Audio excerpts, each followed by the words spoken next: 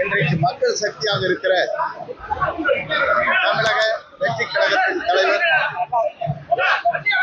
நாளைய தமிழகத்தின் முதலமைச்சர் மக்கள் சக்தியின் மூலமாக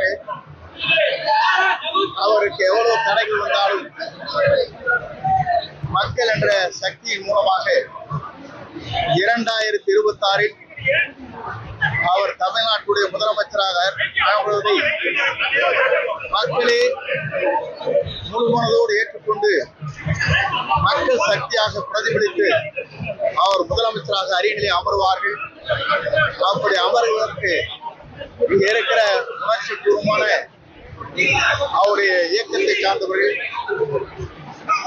மற்றும் எல்லோரும் உறுதுணையாக இருந்தவர்கள் ஏறத்தாழ 4 மணி நேரம் இங்கே காத்திருந்து ஒரு சாதாரண தொண்டனாக இருக்கிற என்னை வரவேற்பதற்கு எவ்வளவு பேர் வந்திருக்கிறார்கள் சொன்னால் அதற்கு எவ்வளவு கோடி நன்றி சொன்னாலும் வீடில்லை என்பதை நான் இந்த நேரத்தில் தெரிவித்துக் கொள்கிறேன். வெற்றி என்பது உறுதி செய்யப்பட்ட ஒன்று, அது மக்கள் சக்தியாக மாறி இருக்கிறது. ஆகவே இந்த மக்கள் சக்தியின் மூலமாக தமிழகத்தில் ஒரு மாற்றத்தை, புதிய சமுதாயத்தை உருவாக்குவதற்கு, ஒரு நேர்மையான ஆட்சியை தமிழகத்தை உருவாக்குவதற்கு, புனிதமான ஆட்சியை தமிழகத்தை உருவாக்குவதற்கு புறப்பட்டிருக்கிறார். அவர் பயணம் 2026 தமிழ்நாட்டுடைய முதலமைச்சராக அவர் அமர்வார். மக்கள் சக்தியோடு என்பதை மட்டும் நேரத்தை தெரிவித்து, மக்கள் சக்தியை வீழ்த்துவதற்கு எந்த சக்தியாலும் தமிழகத்தை முடியாது. ஆகவே மக்கள் சக்தி என்று ஒன்று திரண்டிருக்கிறது.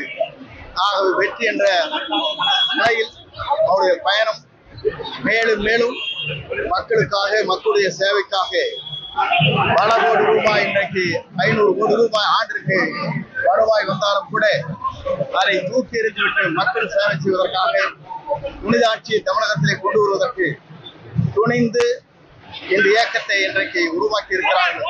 அதில் நான் இடம்பெற்றிருக்கிறேன்.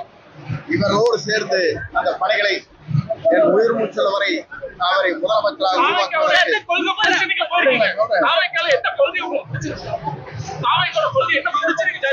புதிதாக இதைத்தான் அன்றைக்கு கேட்டார்கள். புரட்சி தலைவர் ஆட்சி துவங்குகிற போது அண்ணாயிசம் என்றால் என்ன என்று பத்திரிகையாளர் கேட்டார்கள். அப்போது அண்ணாயிசம் என்றால் உலகாத வீடு, கிடையாத உடை, ஆராசுவர் என்று சொன்னார். இன்றைக்கு சொல்லி இருக்கிறார், எல்லோருக்கும் வீடு வேண்டும், பொருளாதாரத்தை உயர்த்தப்பட வேண்டும், எல்லோரும் 2 சக்கர வாகனத்திலே பயணம் செய்ய வேண்டும் என்று அவருடைய மனிதநேயத்தோடு இன்றைக்கு அறிவித்திருக்கிறார். அதோடு மட்டுமல்ல, 2 ஆட்சியில் தான் நடைபெற்றுக் கொண்டிருக்கிறது. அன்றைக்கு நான் சொல்லவில்லை, அது மனத்து விடக்கூடாது. புரட்சி தலைவர் வரையிலும், புரட்சி தலைவர் அம்மா வரையிலும் புனித ஆட்சி தமிழகத்தில் நடைபெற்றது. இன்றைக்கு நடைபெற்றுக் கொண்டிருக்கிறது. 2 ஆட்சியும் மாற்றப்பட வேண்டும் என்று எல்லோரும் விரும்புகிறார்கள். புதிய அங்கே பயணத்தை மேற்கொண்டிருக்கிற அவர் வெற்றி என்பது மக்கள் சக்தியால் தமிழகத்திலே மிக விரைவிலே உருவாகும். அதை எந்த சக்தியாலும் முறியடிக்க முடியாது என்பதை மட்டும் நான் இந்த நேரத்தை தெரிவித்து,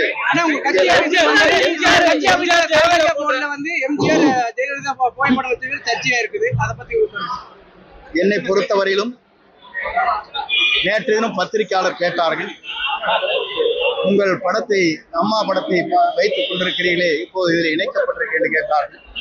நான் அப்போது இடத்திலே சொன்னேன், இங்கே ஜனநாயகம் இருக்கிறது, யார் படத்தை வேண்டுமானாலும் வைத்துக் கொள்ளலாம் என்பதை அவரிடத்தை தெளிவாக சொன்னேன்.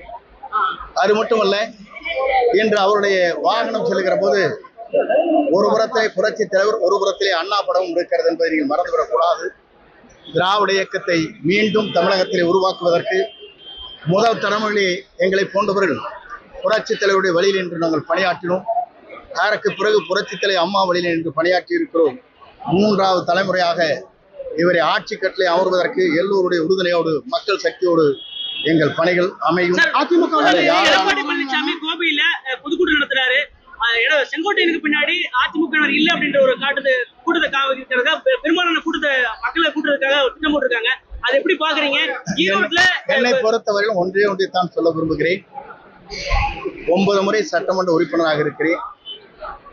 எனக்கு பின்னாலே மக்கள் என்று சொல்வது அவர் சொல்லலாமே தவிர மக்கள் அதை பார்த்துக் கொள்வார்கள். 3 முறை வாக்கே கேட்காமல் என்னை வெற்றி பெற்ற மக்கள் அங்கே இருக்கிறார்கள். யார் வேண்டுமானாலும் எதை வேண்டுமானாலும் சொல்லலாம். ஏனென்று சொன்னால் ஒன்றே ஒன்றை நான் சொல்லுகிறேன். நான் என்று ஒருவன் நினைத்தால் ஆண்டவன் தான் என்று காட்டி விடுவான். செய்திகளை உடனுக்குடன் தெரிந்து கொள்ள கீழ்கண்ட கேபிள் மற்றும் டிடிஎச் நெட்வொர்க்குகளில் எம்நாடு செய்தி தொலைக்காட்சியை காணுங்கள். பாதகம் செய்பவரை கண்டால் நாம் பயம் கொள்ளலாகாது பாப்பா. மோதி மிதித்து விடு பாப்பா, அவர் முகத்தில் உமிழ்ந்து விடு பாப்பா. அண்மை செய்திகளை உடனுக்குடன் தெரிந்து கொள்ள இணைந்திருங்கள் எம்நாடு தொலைக்காட்சியுடன்.